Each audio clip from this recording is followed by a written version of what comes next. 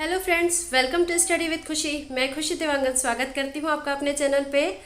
आज का हमारा टॉपिक गुप्त वंश के ऊपर है, गुप्त साम्राज्य के ऊपर है। इससे पहले हमने मौर्योत्तर काल पढ़ा था और उससे भी पहले हमने मौर्य साम्राज्य के बारे में पढ़ा था। देखिए, मैं प्राचीन भारत के इतिहास के बारे में अगर बात करूं तो हमने सबसे पहला जो विशाल साम्राज्य देखा वो मौर्य साम्राज्य था। और मौर्य साम्राज्य के बाद हम अगर किसी को देखते हैं जिन्होंने अपना बहुत बड़ा साम्राज्य स्थापित किया तो वो गुप्त है। गुप्त जो शासक हैं उनके बारे में है हमें ऐसी जानकारी मिलती है कि उन्होंने अपना जो साम्राज्य है वो बहुत विशाल विस्तृत क्षेत्र में स्थापित किया था। क्योंकि देखिए, जब मैंने मौर्योत्तर काल आपको पढ़ाया था तो उसमें बहुत सारे राजवंश पढ़ाए थे, है ना।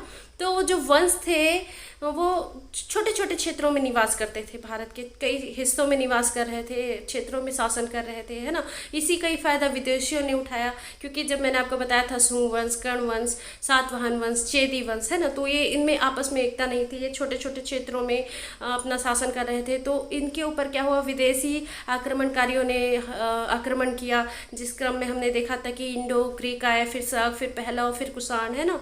तो ये जो सभी थे मौर्योत्तर काल के जो भी वंश थे, चाहे वो देसी हो या विदेशी हो, वो एकदम छोटे छोटे क्षेत्रों में निवास कर रहे थे। लेकिन अब मौर्योत्तर काल के बाद जब हम किसी वंश को देखते हैं जैसे कि गुप्त वंश, तो इन्होंने अपना खुद का बहुत बड़ा साम्राज्य स्थापित किया था। इसके जो शासक थे वो बहुत पराक्रमी थे और इसकी जानकारी हमें बहुत सारे स्रोतों से मिलती है, चाहे साहित्यिक स्रोत कहूँ, पुरातात्विक स्रोत कहूँ या विदेशी लेखकों के विवरण कहूँ, है ना, जिसके बारे में हम आज देखने वाले हैं।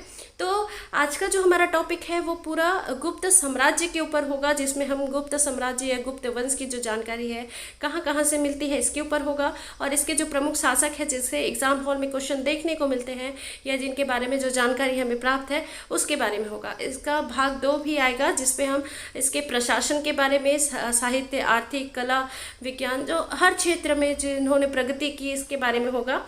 तो देखिए, आपको मैं एक चीज़ और बता देती हूँ कि जो गुप्त काल है, गुप्त काल को हमारे भारतीय इतिहास का स्वर्णिम युग कहा जाता है, स्वर्ण काल कहा जाता है। क्योंकि इसी काल, चाहे प्रशासनिक क्षेत्र हो, साहित्यिक क्षेत्र हो, राजनीतिक, आर्थिक, वैज्ञानिक, मतलब हर क्षेत्र में इन्होंने प्रगति की। हर क्षेत्र में इनका जो विकास था वो चरमोत्कर्ष पर था, इसलिए इस काल को स्वर्ण युग कहा जाता है, जिसके बारे में हम सेकेंड पार्ट में पढ़ेंगे। आज हम प्रमुख शासकों के बारे में देखते हैं और उनकी जानकारी कहाँ कहाँ मिलती है इसके बारे में देखते हैं। तो अगर आपको मेरे वीडियोस अच्छे लगते हैं, कंटेंट अच्छे लगते हैं, तो प्लीज़ ज़्यादा से ज़्यादा लोगों तक शेयर कीजिए ताकि ज़्यादा से ज़्यादा लोग मुझसे जुड़ सके। और चैनल को सब्सक्राइब कीजिए, शेयर कीजिए। चलिए ठीक है, आज का वीडियो स्टार्ट करते हैं। भारतीय इतिहास का स्वर्ण काल मतलब गुप्त वंश के बारे में हम पढ़ने जा रहे हैं। तो जिन गुप्त काल के शासकों के बारे में हम पढ़ रहे हैं, देखिए, इनके जो जाति है या इनकी जो वंश है उसके ऊपर विभिन्न इतिहासकारों के बीच बहुत मतभेद है कि गुप्त कौन थे, शूद्र थे कि वैश्य थे। मतलब ये प्रूफ नहीं है कि गुप्त जो है वैश्य थे कि शूद्र थे, लेकिन बहुत सारे लोगों का विचार था कि गुप्त जो है वो वैश्य थे और ये कुषाणों के सामंत रहे थे। ठीक है, हमने मौर्योत्तर काल में पढ़ा था कुषाण वंश के बारे में, है ना। तो गुप्त कौन थे, वैश्य थे और कुषाणों के सामंत थे। ठीक है, इन्होंने कुषाणों से सैन्य तकनीक सीखी और वैवाहिक संबंध स्थापित किए, जो इन्हें अपने इतने विशाल साम्राज्य को विस्तार करने में, सुदृढ़ करने में महत्वपूर्ण भूमिका निभाती है। इसी क्रम में हम देखते हैं कि जो श्रीगुप्त है, जिसे गुप्त वंश का आदि पुरुष कहते हैं या संस्थापक कहते हैं, तो श्रीगुप्त ने गुप्त साम्राज्य की स्थापना की। तो आपको याद रखना है कि गुप्त साम्राज्य के संस्थापक कौन थे, तो श्रीगुप्त थे। लेकिन अगर वास्तविक संस्थापक की बात करें, उन्होंने जब श्रीगुप्त ने स्थापना की तो जो गुप्त वंश का जो साम्राज्य था वो उतना विस्तृत नहीं था, छोटा सा क्षेत्र था। लेकिन जो वास्तविक रूप से देखा जाए कि गुप्त साम्राज्य उभर कर सामने आया तो वो चंद्रगुप्त प्रथम के समय आया, है ना। तो हम आगे देखेंगे इन सारे शासकों के क्रम को और प्रमुख शासकों के बारे में। चलिए सबसे पहले देखते हैं कि गुप्त साम्राज्य की जो हमें जानकारी है, गुप्त वंशों की जो जानकारी है, शासकों के बारे में जो जानकारी है वो कहाँ कहाँ से मिलती है। देखिए, हमें गुप्त वंश के शासकों के बारे में जानकारी 3 तरीके से मिलती है। एक तो साहित्यिक स्रोत, एक दूसरा होगा पुरातात्विक स्रोत और तीसरा होगा आपका विदेशी विवरण। हमेशा मैं आपको इसी क्रम में बताती हूँ। देखिए, साहित्यिक स्रोत की अगर बात करूँ तो जो देवी चंद्र गुप्तम है, किसने लिखा है, विशाख दत्त। आपको याद रखना है, विशाख दत्त द्वारा रचित देवी चंद्र गुप्तम में हमें रामगुप्त और चंद्रगुप्त द्वितीय के बारे में जानकारी मिलती है। ठीक है, रामगुप्त और चंद्रगुप्त द्वितीय के बारे में जानकारी किससे मिलती है?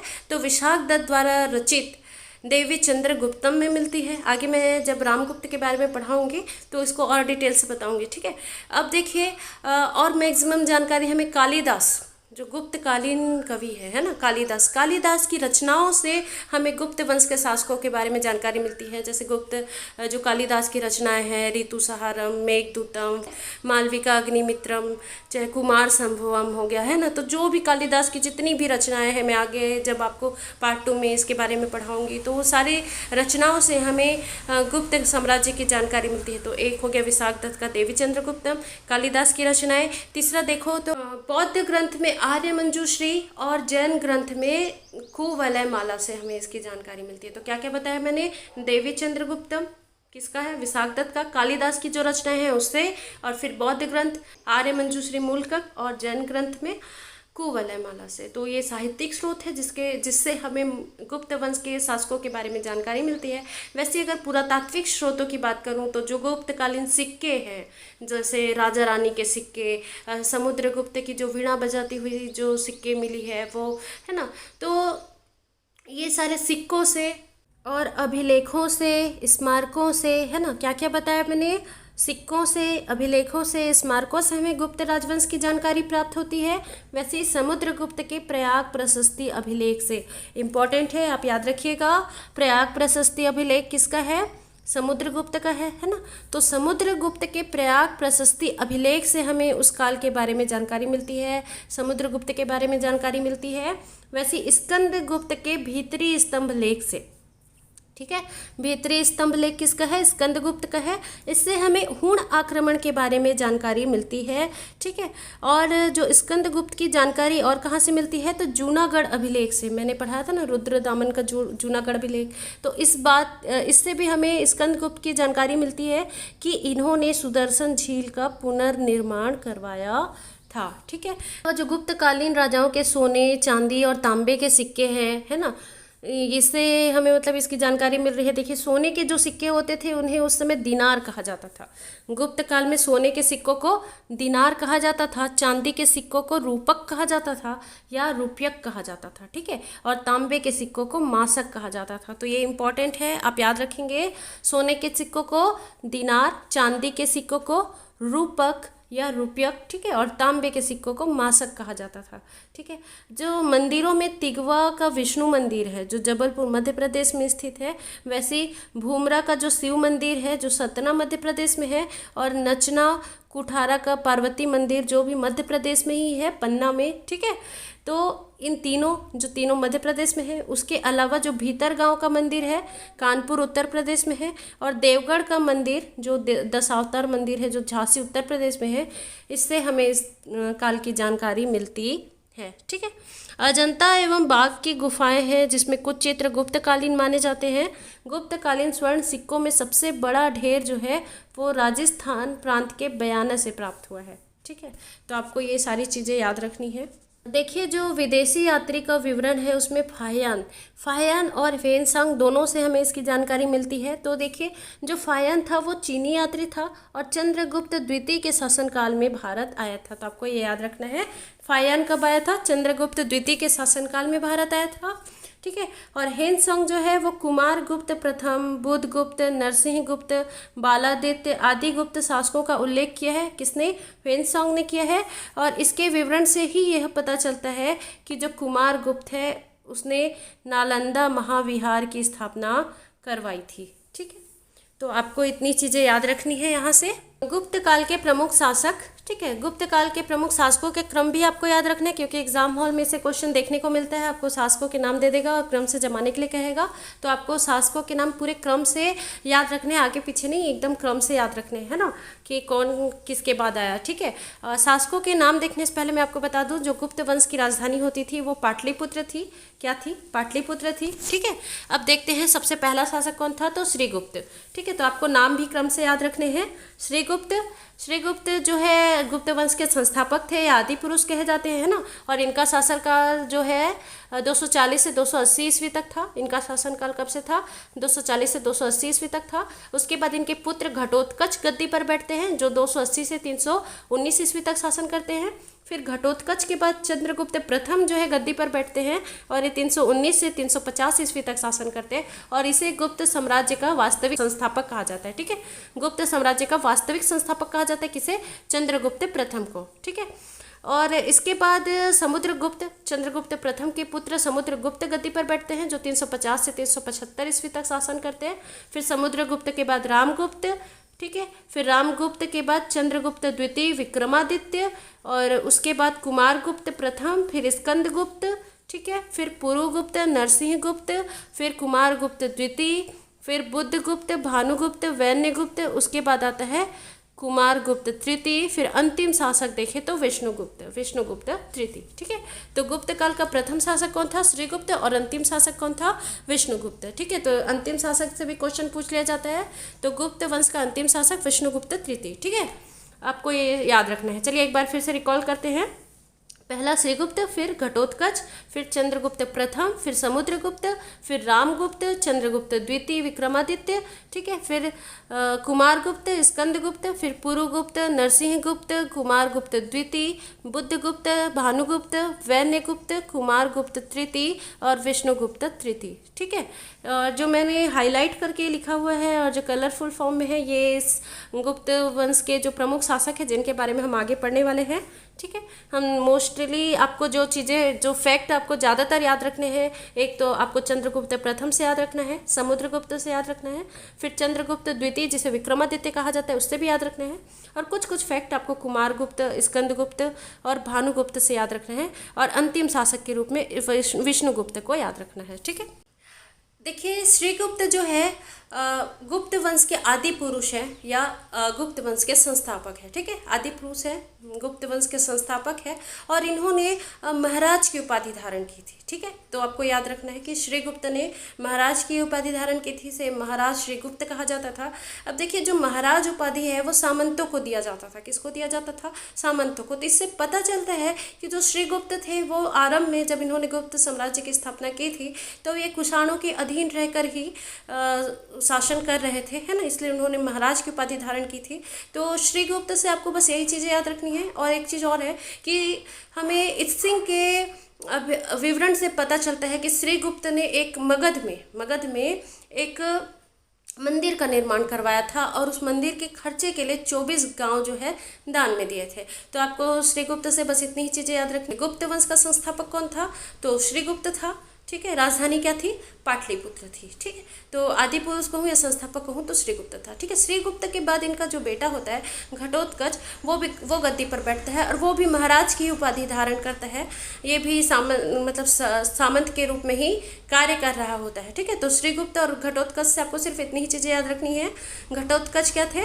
तो श्रीगुप्त के बेटे थे और ये भी महाराज की उपाधि धारण किए हुए थे।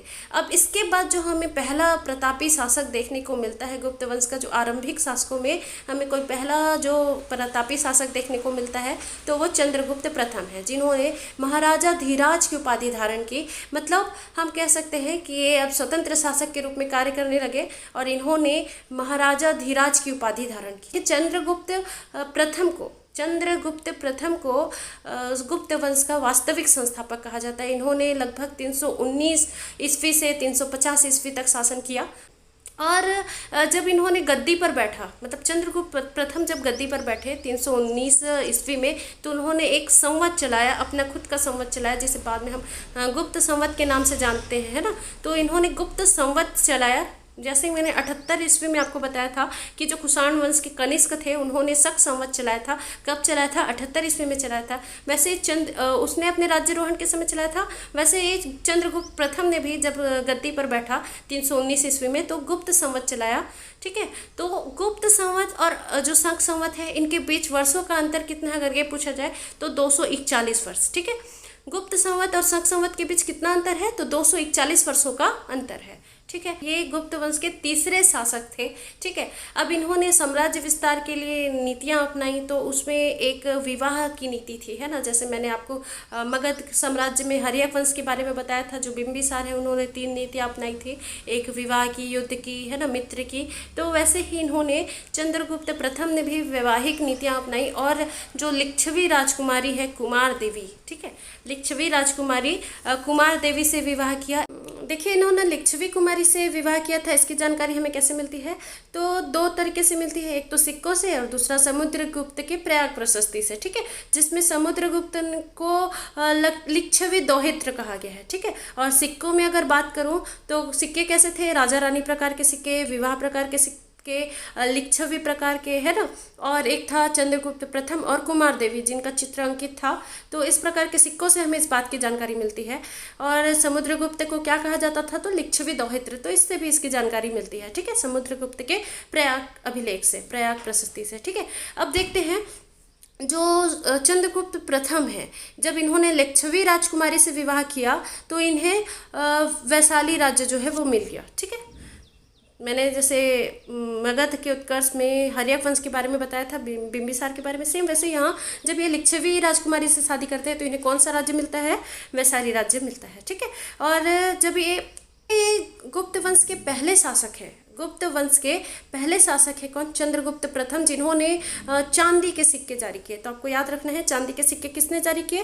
तो चंद्रगुप्त प्रथम ने जारी किए। ये गुप्त वंश के पहले शासक है जिन्होंने चांदी के सिक्के जारी किए। ठीक है, अब इसके बाद होता क्या है कि जब ये समुद्रगुप्त को अपना उत्तराधिकारी घोषित करते हैं, समुद्रगुप्त को अपना उत्तराधिकारी बनाते हैं, तो ये फिर संन्यास ले लेते हैं। जैसे अभी क्रिकेट में हम देखते हैं ना भाई कि क्रिकेटर संन्यास ले लेते हैं, वैसे ही ये इन्होंने जब समुद्रगुप्त को अपना उत्तराधिकारी घोषित किया तो इन्होंने फिर संन्यास ले लिया। अब इसके बाद जब हम पढ़ते हैं समुद्रगुप्त के बारे में, और समुद्रगुप्त के बारे में आपको बहुत सारी चीज़ें याद रखनी है। देखिए, गुप्त वंश में हमें ज़्यादा शासकों के बारे में कुछ चीज़ें याद नहीं रखनी है। देखिए, एक तो आपको चंद्रगुप्त प्रथम के बारे में, समुद्रगुप्त के बारे में, चंद्रगुप्त द्वितीय, विक्रमादित्य, इनके बारे में ही ज़्यादा जानकारी मिलती है, तो इन्हीं के बारे में ही ज़्यादा चीज़ें आपको याद रखनी है। और बाकी जो छोटे छोटे शासक हैं जिनके बारे में मैंने आपको जो जो फैक्ट बताऊंगी, बस आपको उतनी ही चीज़ें याद रखनी है। तो चलिए अब देखते हैं चंद्रगुप्त प्रथम के पुत्र समुद्रगुप्त के बारे में। ठीक है, समुद्रगुप्त का शासनकाल कहाँ से कहाँ तक था? तो 350 ईस्वी से 375 ईस्वी तक था। ठीक है, समुद्रगुप्त का शासन 350 से 375 ईस्वी तक था, और ये चंद्रगुप्त प्रथम का उत्तराधिकारी था। साथ में क्या था? चंद्रगुप्त प्रथम का पुत्र था। ठीक है, और अगर हमें समुद्रगुप्त के बारे में जानकारी की बात करूं तो उसने खुद जो रचना की थी प्रयाग प्रशस्ति। ठीक है, समुद्रगुप्त की रचना है प्रयाग प्रशस्ति। इसमें हमें समुद्रगुप्त के बारे में जानकारी मिलती है, जिसे हम इस इलाहाबाद स्तंभ लेख के नाम से भी जानते हैं। ठीक है, इलाहाबाद स्तंभ लेख के नाम से जानते हैं किसे? प्रयाग प्रशस्ति को। ठीक है, प्रयाग प्रशस्ति के आधार पर समुद्रगुप्त की विजयों को हम इस प्रकार से विभाजित कर सकते हैं। ठीक है, पहला तो आर्यावर्त का विजय। ठीक है, आर्यावर्त का विजय अभियान। इस प्रथम विजय अभियान के दौरान जो समुद्रगुप्त है उसने 3 प्रमुख शक्तियों को, एक अच्युत जो बरेली उत्तर प्रदेश में था, एक नागसेन जो ग्वालियर में था, और एक कोतकुलज, है ना, इसको पराजित किया। ठीक है, आर्यावर्त अभियान में कितने को पराजित किया? 3। आपको याद रखना है, आर्यावर्त विजय अभियान में 3 को पराजित किया। किसको किसको? एक तो अच्युत जो बरेली उत्तर प्रदेश में था, दूसरा नागसेन जो ग्वालियर में था, और एक कोतकुलज, इसको पराजित किया। ठीक है, यह स्पष्ट नहीं हो पाया कि समुद्रगुप्त ने इन राजाओं को एक ही युद्ध में पराजित किया था या अलग अलग, लेकिन इन 3 राजाओं को इन्होंने पराजित किया, ये तो कन्फर्म है। ठीक है, देखिए दूसरा विजय अभियान है दक्षिणापथ का विजय अभियान। ठीक है, दूसरा विजय अभियान क्या है? दक्षिणापथ का विजय अभियान। इसमें जो समुद्रगुप्त ने दक्षिण भारत के अभियान में 12 राजाओं को पराजित किया। आपको याद रखना है, जैसे मैंने बताया आर्यावर्त में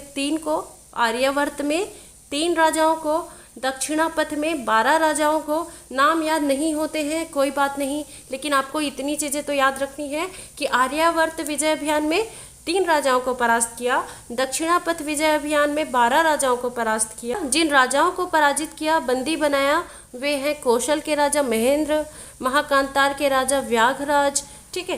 कौराल के राजा मंटराज और पिष्टपुर के राजा महेंद्रगिरी, कुट्टूर के राजा स्वामी दत्त और एरंडपल के राजा दमन, कांची के राजा विष्णुगोप, अवमुक्त के राजा नीलराज, वेंगी के राजा हस्तिवर्मा, पालक नरेश उग्रसेन, देवराष्ट्र के राजा कुबेर और कुस्थलपुर के राजा धनंजय। ठीक है। आर्यावर्त का द्वितीय युद्ध। ठीक है। आर्यावर्त का द्वितीय युद्ध क्या है? जब मैंने आपको बताया कि दक्षिणापथ विजय में उसने कितने शासकों को पराजित किया? 12, और आर्यावर्त में 3, है ना। तो जब आर्यावर्त का द्वितीय युद्ध होता है, मतलब दक्षिणापथ विजय के बाद समुद्रगुप्त जो है उत्तर भारत में एक बार फिर से युद्ध करता है, और जिन आर्यावर्त के राजाओं को मतलब पहले युद्ध में वो हराता है ना, परास्त करता है, उसे अब फिर से दूसरे युद्ध में पूरा उन्मूलन कर देता है, उन राजाओं को समाप्त कर देता है। ठीक है। और इसका उल्लेख हमें कहाँ से मिलता है? तो जो प्रयाग प्रशस्ति है उसकी 21वीं पंक्ति में। ठीक है। प्रयाग प्रशस्ति की 21वीं पंक्ति में 9 राजाओं का उल्लेख होता है। तो आपको ये 9 राजाओं के नाम याद रहे या ना रहे, कम से कम ये याद रखना है कि प्रयाग प्रशस्ति की 21वीं पंक्ति में 9 राजाओं का उल्लेख है। ठीक है। एक बार नाम सुन लीजिए। रुद्रदेव, मत्तिल, नागदत्त, चंद्रवर्मा, गणपति नाग, नागसेन, अच्युत नंदी और बलवर्मा। ठीक है। तो इन 9 राजाओं का उल्लेख किस में है? तो प्रयाग प्रशस्ति की 21वीं पंक्ति में है। ये आर्यावर्त के द्वितीय युद्ध मतलब द्वितीय विजय अभियान के दौरान इन्हें ये उन्मूलन करता है। ठीक है। आठवीं राज्य की विजय, है ना। आठवीं राज्य क्या होते थे? जो उत्तर भारत है, उत्तर भारत में उत्तर प्रदेश का गाजीपुर जिला से लेकर मध्य प्रदेश के जबलपुर जिले के बीच का जो वन क्षेत्र है, जंगल है ना, उन क्षेत्रों को आठवीं राज्य कहते थे, आठवीं क्षेत्र, है ना। तो उसमें मतलब उनके जो राज्य के राजा थे, है ना, आठवीं राज्यों के जो राजा थे उसे समुद्रगुप्त ने क्या किया? परास्त करके अपना सेवक बना लिया। और इसकी भी जानकारी हमें कहाँ से मिलती है? तो प्रयाग प्रशस्ति के 21वीं पंक्ति से मिलती है। ठीक है। उत्तर तथा दक्षिण भारत के बीच यातायात को सुगम एवं अवरोध मुक्त करने के लिए ही आठवीं राज्यों को नियंत्रण में रखना आवश्यक था। इस कारण समुद्रगुप्त ने आठवीं राज्य की ओर रुख किया। ठीक है। आठवीं राज्य मैंने बताया ना, उत्तर प्रदेश के यहाँ, जैसे कि उत्तर प्रदेश है, वहाँ के गाजीपुर से लेकर मध्य प्रदेश के जबलपुर जिले के बीच जितने जंगल वाले एरिया हैं वहाँ पर आक्रमण किया और वहाँ परास्त करके उन्हें अपना सेवक बना लिया, ताकि वो कहाँ जा सके? दक्षिण भारत की ओर जा सके। ठीक है। प्रत्यंत या सीमावर्ती राज्यों की विजय।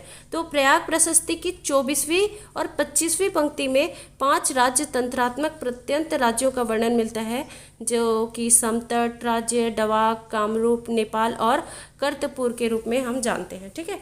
तो इन राज्यों के राजाओं ने समुद्रगुप्त के प्रभाव को देखते हुए ही स्वयं आत्मसमर्पण कर दिया। जो सीमावर्ती राज्यों के राजा थे उन्होंने समुद्रगुप्त से मतलब डर कर ही, उसके बारे में इतनी चीज़ें सुन रखी थी उन्होंने कि लड़ाई करने से पहले ही उन्होंने आत्मसमर्पण कर दिया। ठीक है। समुद्रगुप्त की जो विजय नीतियाँ थी उन्हें हम इन 4 तरीकों से देखते हैं। एक राजप्रसभोधरण की नीति। इसमें क्या करता था वो?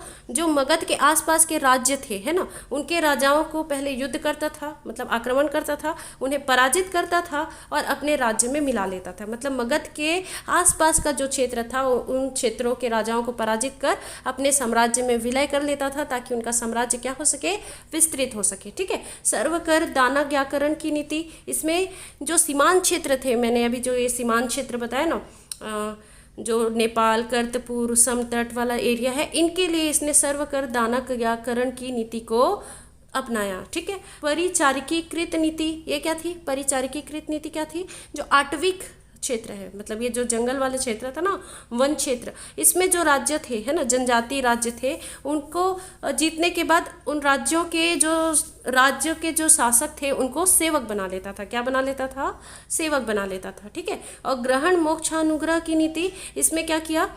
भारत के 12 राजाओं के संघ को पराजित कर उन्हें पुनः उनके राज्य को लौटा दिया। ग्रहण मतलब पहले जीता, है ना। मोक्ष मतलब लौटा दिया। अनुग्रह मतलब दिखा रहा है कि मैं अब आप पर क्या कर रहा हूँ? अनुग्रह कर रहा हूँ, दया कर रहा हूँ। ठीक है। ग्रहण मतलब पहले तो जीता, है ना, ग्रहण किया, फिर मोक्ष मतलब लौटा दिया, है ना, और उसके बाद अनुग्रह मतलब अनुग्रह करना मतलब बता रहा है कि मैं अब आप लोग के ऊपर क्या कर रहा हूँ? दया कर रहा हूँ। ठीक है। तो ये जो ग्रहण मोक्ष अनुग्रह की नीति थी उसने दक्षिण भारत के राजाओं पर यूज़ की। क्योंकि वो जानता था कि इतना बड़ा विशाल साम्राज्य को संभालना जो है बहुत मुश्किल होता था, है ना। तो उसने ग्रहण मोक्ष अनुग्रह की नीति अपनाई और राज्यों को वापस कर दिया, पर वहाँ से कर लेता था। क्या लेता था? कर लेता था, ठीक है। वैसे ही कन्योपायन की नीति अपनाई इसने। तो जो कन्योपायन की नीति है, इसमें क्या किया इसने? विदेशियों को पराजित करके उनके साथ वैवाहिक संबंध की नीति स्थापित की, ठीक है। जो विदेशी शासक थे उनको पराजित किया और उनके साथ वैवाहिक संबंध स्थापित किए। इस प्रकार हम देखते हैं कि जो समुद्रगुप्त का जो साम्राज्य है वो बहुत ज़्यादा विस्तृत हो गया था। आप देखेंगे जो एक ग्रीन कलर से ये वाला जो दिख रहा है, ये चंद्रगुप्त प्रथम का राज्य था, ठीक है। फिर ये समुद्रगुप्त द्वारा जो ये वाला दिख रहा है एरिया, ये समुद्रगुप्त द्वारा जीता हुआ एरिया था। इसके बाद जब हम पढ़ेंगे चंद्रगुप्त द्वितीय, तो चंद्रगुप्त द्वितीय जो जीता है वो एरिया ये है ना। तो आप देखिए गुप्त साम्राज्य जो है कितना विशाल साम्राज्य था, है ना। और ये मैंने कहा ना, दक्षिण भारत पर ही वो ग्रहण मोक्ष अनुग्रह की नीति को अपनाता था, है ना। तो ये जो एरिया था वो समुद्रगुप्त द्वारा जीता हुआ एरिया है, ठीक है। और जीतने के बाद उसने क्या किया था? लौटा दिया था। तो ये समुद्रगुप्त का विशाल साम्राज्य आपको देखने को मिल रहा है, ठीक है। समुद्रगुप्त की मुद्राएं, तो समुद्रगुप्त की हमें कुल 6 प्रकार की मुद्रा प्राप्त होती है।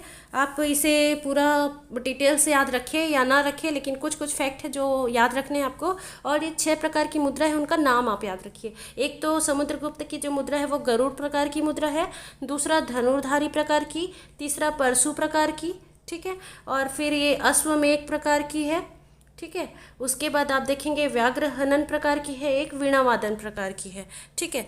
तो ये जो समुद्रगुप्त की मुद्राएं हैं उसे आपको एग्ज़ाम हॉल में क्वेश्चन देखने को मिलेगा। सबसे ज़्यादा क्वेश्चन इससे मिलता है कि समुद्रगुप्त को वीणा बजाते हुए जो दिखाया गया है, वीणा वादन प्रकार की मुद्रा है ना, तो किस गुप्त शासक को सिक्कों पर वीणा बजाते हुए दिखाया गया है, ऐसा बार बार पूछता है। तो आपको याद रखना है समुद्रगुप्त है। कौन है? समुद्रगुप्त है। इससे समुद्रगुप्त के संगीत प्रेमी होने का भी पता चलता है ना, कि समुद्रगुप्त जो है वीणा बजाते हुए दिखाई दे रहा है किसमें? सिक्कों पर। तो इससे समुद्रगुप्त के संगीत प्रेमी होने का भी साक्ष्य मिलता है। तो एग्जाम हॉल में ये क्वेश्चन बार बार देखने को मिलेगा कि गुप्तकालीन जो सिक्के हैं उसमें कौन से गुप्त शासक को वीणा बजाते हुए दिखाया गया है। तो आपको याद रखना है कौन है? समुद्रगुप्त है, ठीक है। और सिक्कों से क्या क्वेश्चन पूछ सकता है, थोड़ा बहुत सुन लीजिए। जो गरुड़ प्रकार की मुद्रा है, ये जो गरुड़ प्रकार की मुद्रा है, जो सिक्के हैं, है ना, उसमें समुद्रगुप्त की नागवंशी राजाओं पर विजय का साक्ष्य प्राप्त होता है। इन मुद्राओं में समुद्रगुप्त को सैकड़ों युद्धों को जीतने वाला बताया गया है, ठीक है। तो जो गरुड़ प्रकार का सिक्का है वो समुद्रगुप्त के सैकड़ों युद्धों को जीतने वाला बताता है, ठीक है। जो धनुर्धारी प्रकार का सिक्का है उसमें सिंहवासिनी देवी के साथ साथ उसकी उपाधि अप्रतिरथ का अंकन है, ठीक है। वैसे ही परशु प्रकार का सिक्का है, इसमें राजा जो है परशु धारण किए हुए हैं तथा उसकी उपाधि कृतांत यानी अयम परशु अंकित है, ठीक है। तो ये याद रखना है आपको। अश्वमेघ प्रकार के सिक्के हैं, उसमें समुद्रगुप्त ने अश्वमेघ यज्ञ करवाए थे, उसका प्रमाण है। तो अश्वमेघ प्रकार के सिक्के से अश्वमेघ यज्ञ हुआ था, ये तो ऐसे ही याद हो जाएगा, है ना। और इसमें यज्ञ के रूप में बंधे हुए घोड़े का चित्र है और मुद्रा लेख में राजा धीराज अंकित है, ठीक है। राजा धीराज मतलब पृथ्वी को जीत कर तथा अश्वमेघ यज्ञ का अनुष्ठान कर स्वर्ग लोक की विजय करता है, उत्कीर्ण है, ठीक है। आपको याद रखना है ये सारी चीज़ें। व्याघ्र हनन प्रकार के सिक्के में समुद्रगुप्त को व्याघ्र का आखेट यानी बाघ का शिकार करते हुए दिखाया गया है। पृष्ठ भाग पर गंगा घाटी की विजय के रूप में मकर वाहिनी गंगा और राजा समुद्रगुप्त अंकित है, ठीक है। तो आपको इतनी चीज़ें तो याद रखनी ही है कि समुद्रगुप्त की मुद्राएं कितनी हैं? 6। एक गरुड़ प्रकार की, एक धनुर्धारी प्रकार की, एक परशु प्रकार की, ठीक है, अश्वमेघ प्रकार की, व्याघ्र हनन प्रकार की और वीणावादन प्रकार की। इसमें वीणावादन प्रकार इज मोस्ट इम्पॉर्टेंट, ठीक है। अब देखते हैं समुद्रगुप्त की अन्य विशेषताएं। तो समुद्रगुप्त जो है विजेता के साथ साथ कवि भी था, संगीतज्ञ भी था और विद्या का संरक्षक भी था, ठीक है, क्योंकि उसके सिक्कों पर उसे वीणा बजाते हुए दिखाया गया है तथा कविराज की उपाधि भी उसने धारण की है। समुद्रगुप्त ने कविराज की उपाधि धारण की है, ठीक है। समुद्रगुप्त ने व्याघ पराक्रमांक, अप्रतिरथ और पराक्रमांक ये भी उपाधि धारण की है। व्याघ्र पराक्रमांक, अप्रतिरथ, पराक्रमांक आदि उपाधि धारण की है, ठीक है। और यही उसके सिक्कों पर भी मुद्रित थी। ठीक है। उसने प्रसिद्ध बौद्ध भिक्षु वसुबंधु को संरक्षण दिया था। तो समुद्रगुप्त ने किस बौद्ध भिक्षु को संरक्षण दिया था? तो वसुबंधु को संरक्षण दिया था। आपको ये याद रखना है। समुद्रगुप्त से श्रीलंका के जो शासक है मेघवर्ण ने गया में एक बौद्ध मठ बनाने की अनुमति मांगी थी, जिसकी अनुमति समुद्रगुप्त ने दे दी थी। ठीक है, आपको याद रखना है श्रीलंका का शासक कौन है? मेघवर्ण। उसने कहाँ बौद्ध मठ बनाने की अनुमति मांगी? तो गया में। ठीक है, अब देखते हैं कालांतर में यही विशाल बौद्ध विहार के रूप में क्या हो गया? विकसित हो गया। जो गया में बौद्ध मठ बनाया किसने? श्रीलंका के शासक मेघवर्ण ने। ये कालांतर में विशाल बौद्ध विहार के रूप में विकसित हो गया। ताम्रपत्र में समुद्रगुप्त को परम भागवत की उपाधि मिली है। तो हम क्या क्या उपाधि देख रहे हैं, आपको याद रखना है। समुद्रगुप्त की दक्षिणापथ विजय को राय चौधरी ने धर्म विजय की संज्ञा प्रदान की है। तो विंसेंट स्मिथ है, उसने समुद्रगुप्त को भारत का नेपोलियन कहा है। तो भारत का नेपोलियन किसे कहा जाता है? ये भी मोस्ट इंपॉर्टेंट है। तो भारत का नेपोलियन आपका समुद्रगुप्त को कहा जाता है। देखिए समुद्रगुप्त वाला चैप्टर है, ये थोड़ा बड़ा है, क्योंकि गुप्त काल में अगर सबसे ज़्यादा तथ्य, जो सबसे ज़्यादा फैक्ट है, वो समुद्रगुप्त के ऊपर ही मिलते हैं और समुद्रगुप्त से ज़्यादा क्वेश्चन देखने को मिलते हैं, इसलिए आपको याद रखना ही है। ठीक है, जो विंसेंट स्मिथ है उसने समुद्रगुप्त को भारत का नेपोलियन कहा है। क्यों? क्योंकि नेपोलियन क्या था? वो भी विश्व विजय का सपना देखा था, विश्व विजय अभियान पे निकला था। वैसे ही समुद्रगुप्त ने भी विश्व विजय के बारे में सोचा, इसलिए इसे भारत का नेपोलियन कहा जाता है। और इसने धरणीबंध की उपाधि धारण की। ठीक है, किसकी उपाधि धारण की? समुद्रगुप्त ने धरणीबंध की उपाधि धारण की। ठीक है, तो एक और उपाधि देखते हैं। इलाहाबाद के स्तंभ लेख में समुद्रगुप्त के लिए धर्म प्रचार बंधु उपाधि का उल्लेख मिलता है। ठीक है, धर्म प्रचार बंधु उपाधि का उल्लेख मिलता है। तो देखिए क्या क्या उपाधि बताई मैंने। कविराज, समुद्रगुप्त की उपाधि याद करते जाएंगे। कविराज, व्याघ्र पराक्रमांक, अप्रतिरथ पराक्रमांक, है ना, और परम भागवत की उपाधि। ठीक है, परम भागवत की उपाधि, एक है धरणीबंध की उपाधि और एक है धर्म प्रचार बंधु की उपाधि। तो इतनी उपाधियां समुद्रगुप्त ने धारण की थी। ठीक है, देखिए समुद्रगुप्त के बाद जो रामगुप्त है वो शासक बनता है। वो उसके बारे में ज़्यादा कुछ पढ़ना नहीं है हमें, क्योंकि जो रामगुप्त है वो बहुत कमज़ोर शासक होता है और इसकी हत्या चंद्रगुप्त द्वितीय के द्वारा कर दी जाती है। और जब चंद्रगुप्त द्वितीय इसकी हत्या करता है तो इसकी जो पत्नी होती है ध्रुव देवी, है ना, उससे विवाह कर लेता है। ठीक है, तो रामगुप्त की हत्या कौन कर दिया? चंद्रगुप्त द्वितीय। चंद्रगुप्त द्वितीय ने जब रामगुप्त की हत्या की तो उसने ध्रुव देवी जो रामगुप्त की पत्नी थी उससे विवाह कर लिया। और इस पूरी घटना की जानकारी अगर हमें कहाँ से प्राप्त होती है पूछा जाए तो इस पूरी घटना की जानकारी हमें जो विशाख दत्त द्वारा रचित देवी चंद्रगुप्तम है इससे मिलती है। मैंने आपको अभी साहित्यिक स्रोत में भी बताया था कि जो विशाख दत्त द्वारा रचित देवी चंद्रगुप्तम है उसमें हमें रामगुप्त और चंद्रगुप्त द्वितीय दोनों के बारे में जानकारी मिलती है। ठीक है, तो इसके बारे में इससे और ज़्यादा कुछ नहीं पूछेगा। चलिए देखते हैं चंद्रगुप्त द्वितीय के बारे में। देखिए जो चंद्रगुप्त द्वितीय है इनका शासनकाल 375 ईस्वी से 415 ईस्वी तक था। 375 ईस्वी से 415 ईस्वी तक था और ये गुप्त वंश के बहुत प्रसिद्ध शासक थे। इन्होंने विक्रमादित्य की उपाधि धारण की थी। तो ऐसा एग्जाम हॉल में पूछता है कि कौन से चंद्रगुप्त ने विक्रमादित्य की उपाधि धारण की थी। तो हमने जो पहला पढ़ा था चंद्रगुप्त प्रथम, उसने तो महाराजा धीराज की उपाधि धारण की थी, है ना। और चंद्रगुप्त द्वितीय है, इन्होंने विक्रमादित्य की उपाधि धारण की। इन्होंने अपने साम्राज्य के विस्तार के लिए विवाह की नीति भी अपनाई और विजय की भी नीति अपनाई। ठीक है, तो आपको याद रखना है कि चंद्रगुप्त द्वितीय है जिन्हें विक्रमादित्य भी कहा जाता है।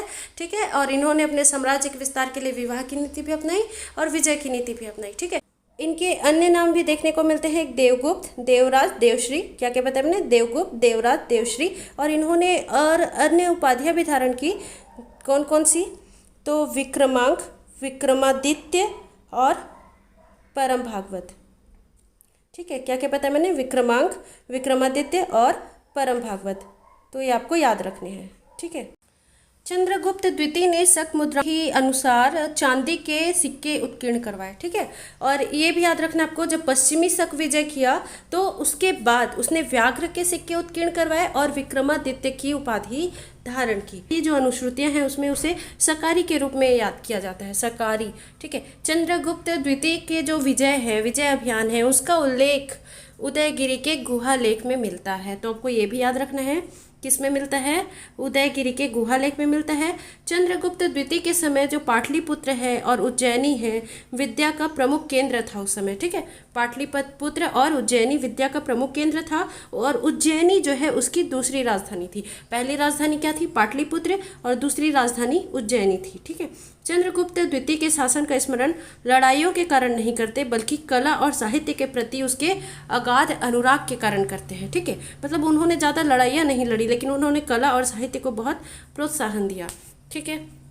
अब देखिए, एक अनुश्रुति के अनुसार कहा जाता है कि चंद्रगुप्त द्वितीय के दरबार में 9 विद्वान थे, 9 रत्न, है ना, जो हम अभी याद करेंगे। 9 विद्वानों की एक मंडली थी जिसे 9 रत्न कहा जाता था। और ये मोस्ट इंपॉर्टेंट है, एग्जाम हॉल में बार बार आपसे पूछता है कि कौन से गुप्त शासक के दरबार में 9 रत्न थे। तो किसके दरबार में थे? चंद्रगुप्त द्वितीय विक्रमादित्य। और उनका नाम भी आपको याद रखना है, 9 रत्न जो है।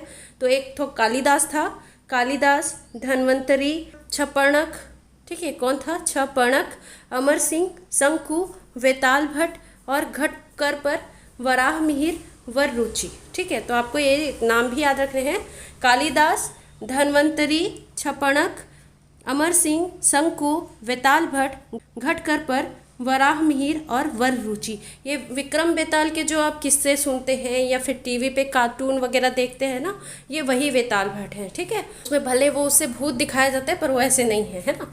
तो विक्रमादित्य यानी चंद्रगुप्त द्वितीय, जिनको विक्रमादित्य की उपाधि धारण की थी, वो विक्रम, ठीक है। और वेताल भट्ट ये है ना, विक्रम वेताल के जो किस्से हैं वो इन्हीं के हैं, ठीक है। कालिदास की रचनाओं के बारे में हम अगले पार्ट में पढ़ेंगे, ठीक है। तो ये 9 रत्न थे, इन 9 रत्नों के बारे में आपको याद रखना है। और इन 9 रत्नों के जो भी प्रमुख कार्य हैं जो इन्होंने किए हैं, उसके बारे में हम नेक्स्ट लेक्चर में देखेंगे, ठीक है। अब इनके शासनकाल में चीनी यात्री आता है, कौन? फाहियान। मैंने जब स्रोत बताया, विदेशी विवरण बताया, तो उसमें आपको ये बताया था, ठीक है। चीनी यात्री कौन आता है? फाहियान। और उसने अपने यात्रा वृत्तांत में मध्य प्रदेश को ब्राह्मणों का देश कहा है, ठीक है। तो जो फाहियान है उसने अपने यात्रा वृत्तांत में मध्य प्रदेश को ब्राह्मणों का देश कहा है, ठीक है। पाटलिपुत्र से ही फाहियान ने वापसी यात्रा कर ली, और अपनी पूरी यात्रा विवरण में वह कहीं भी सम्राट के नाम का उल्लेख नहीं करता है, ठीक है। चंद्रगुप्त द्वितीय का काल ब्राह्मण धर्म के चरमोत्कर्ष का काल कहा जाता है, ठीक है। चंद्रगुप्त द्वितीय का जो काल होता है वो ब्राह्मण धर्म के चरमोत्कर्ष का काल होता है, ठीक है। देखिए, चंद्रगुप्त द्वितीय के बाद, चंद्रगुप्त द्वितीय विक्रमादित्य के बाद कुमारगुप्त हैं, वो गद्दी पर बैठते हैं। और इनका शासनकाल कब से कब तक रहता है? तो 415 ईस्वी से 455 ईस्वी तक, मतलब 40 वर्षों तक इन्होंने शासन किया, ठीक है। कितने वर्षों तक शासन किया? 40 वर्षों तक शासन किया। और इस अपने शासनकाल के दौरान इन्होंने पुष्यमित्र को पराजित किया, ठीक है। इन्होंने अपने शासनकाल के दौरान पुष्यमित्र को पराजित किया और अश्वमेघ यज्ञ करवाए। तो आपको ये भी चीज़ें याद रखनी है। देखिए, कुमारगुप्त से आपको ज़्यादा कुछ याद नहीं रखना है। आपको एक और 2 चीज़ें आपको याद रखनी है। जैसे एक, नालंदा विश्वविद्यालय का जो निर्माण है वो कुमारगुप्त के शासनकाल में ही हुआ, ठीक है। तो नालंदा विश्वविद्यालय का जो निर्माण है वो किसके शासनकाल में हुआ? तो कुमारगुप्त के शासनकाल में हुआ।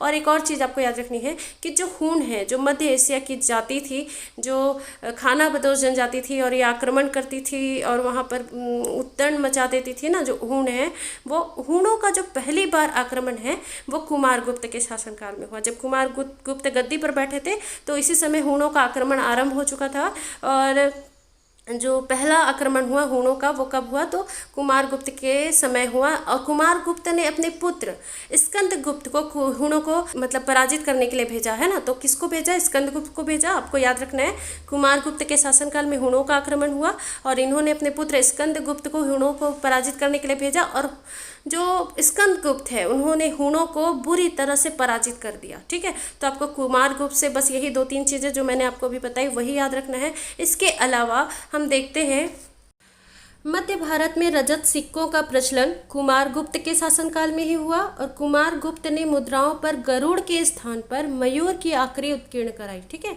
गरुड़ के स्थान पर किसकी आकृति उत्कीर्ण कराई? मयूर की। और ये जो मयूर की आकृति थी, है ना, इस प्रकार की जो मुद्रा होती थी उसके मुख भाग पर मयूर को खिलाते हुए राजा की आकृति थी और पृष्ठ भाग पर आसीन कार्तिकेय की आकृति उत्कीर्ण थी, ठीक है। कुमारगुप्त के सिक्कों से पता चलता है कि उसने भी अश्वमेघ यज्ञ किया था, ठीक है। और इसने क्या क्या उपाधि धारण की, तो महेंद्रादित्य, श्री महेंद्र तथा महेंद्र अश्वमेघ आदि उपाधियां कुमारगुप्त ने धारण की थी। ठीक है। कुमारगुप्त के बाद स्कंदगुप्त गद्दी पर बैठता है। ठीक है। और इसका शासनकाल कब से कब तक होता है, तो 455 से 467 यानी 467 ईस्वी तक होता है। ठीक है। अब स्कंदगुप्त से भी आपको ज़्यादा कुछ याद नहीं रखना है। स्कंदगुप्त से 1-2 क्वेश्चन ही एग्जाम हॉल में देखने को मिलता है। तो सबसे पहला तो आपको ये याद रखना है कि इन्होंने हूणों को पराजित किया। ठीक है। किसे पराजित किया, हूणों को पराजित किया। स्कंदगुप्त ने हूणों को पराजित किया। और स्कंदगुप्त से रिलेटेड एक चीज़ ये पूछा जाता है कि सुदर्शन झील का पुनरुद्धार या जीर्णोद्धार किसने करवाया। तो मैंने आपको पहले के लेक्चर में बताया था कि चंद्रगुप्त मौर्य के शासनकाल में सुदर्शन झील का निर्माण हुआ था और रुद्रदामन ने इसका जीर्णोद्धार कराया था, है ना।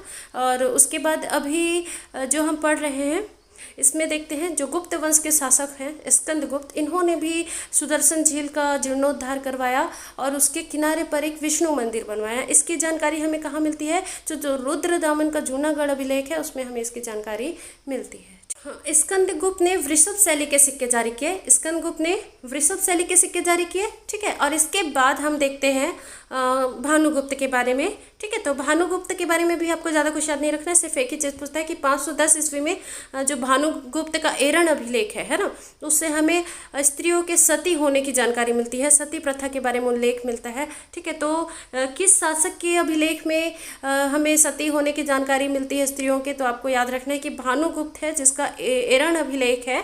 एरण अभिलेख कब खुदवाया गया, तो 510 ईस्वी में।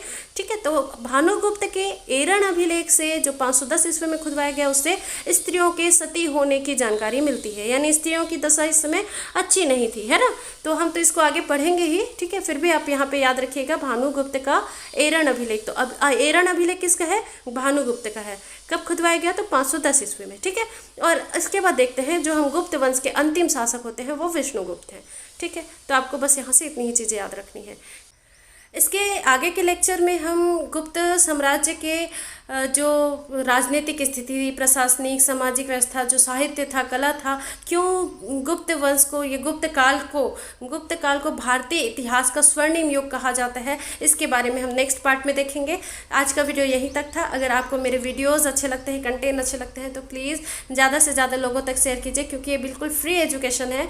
और मैं चाहती हूँ कि जो गरीब तबके के लोग हैं, जैसे जो इतने महंगे कोचिंग की फ़ीस अफोर्ड नहीं कर पाते, उन तक ये सारी जो मेरे वीडियोस हैं वो पहुँचे। मैं ऐसे ही लास्ट तक आप लोगों को सारे सब्जेक्ट के वीडियो प्रोवाइड कराते रहूँगी। अगर आपको किसी सब्जेक्ट पे कोई डाउट होता है या कोई परेशानी है तो आप मुझे कमेंट बॉक्स में पूछ सकते हैं। आज जो भी मैंने पढ़ाया इससे पहले जो भी मैंने पढ़ाया था उसका PDF आपको मेरे टेलीग्राम चैनल स्टडी विद खुशी में मिल जाएगा। वीडियो को लास्ट तक देखने के लिए थैंक यू सो मच। अगर आपने अभी तक सब्सक्राइब नहीं किया है तो सब्सक्राइब जरूर कीजिए और बेल आइकन को भी क्लिक कीजिए, ताकि मेरे वीडियोस के नोटिफिकेशन आपको टाइम पर मिलते रहें। वीडियो को लास्ट तक देखने के लिए थैंक यू सो मच।